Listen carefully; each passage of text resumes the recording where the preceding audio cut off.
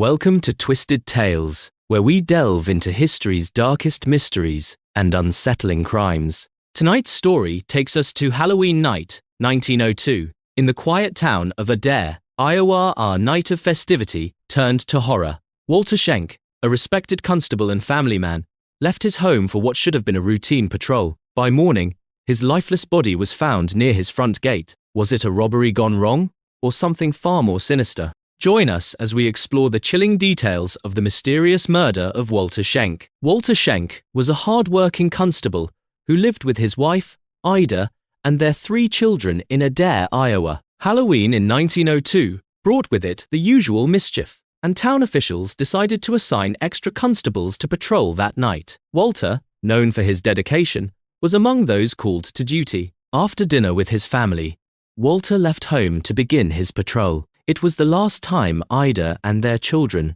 would see him alive. The following morning, Walter's body was discovered near his front gate. He had been shot in the head, and a revolver assumed to be the murder weapon was discarded nearby. The single bullet fired matched the weapon, and his pockets had been emptied of cash, suggesting robbery as a motive. At first, there was speculation that Walter had taken his own life. However, details at the scene pointed to foul play. His clothes were disheveled, and mud on his body indicated a struggle. Walter had been dead for hours before being found, and the positioning of his body raised questions about whether he had been ambushed or dragged to the gate after his death. Despite the revolver being found at the scene, forensic science in 1902 was primitive. Fingerprinting technology was still in its infancy, and the local authorities lacked the tools to extract meaningful evidence. Investigators were left with little more than theories. The robbery theory remained the strongest, but other whispers filled the town. Some speculated that Walter had been targeted by someone with a grudge, perhaps a criminal he'd crossed in his role as a constable. Others suggested it could have been a prank gone horribly wrong,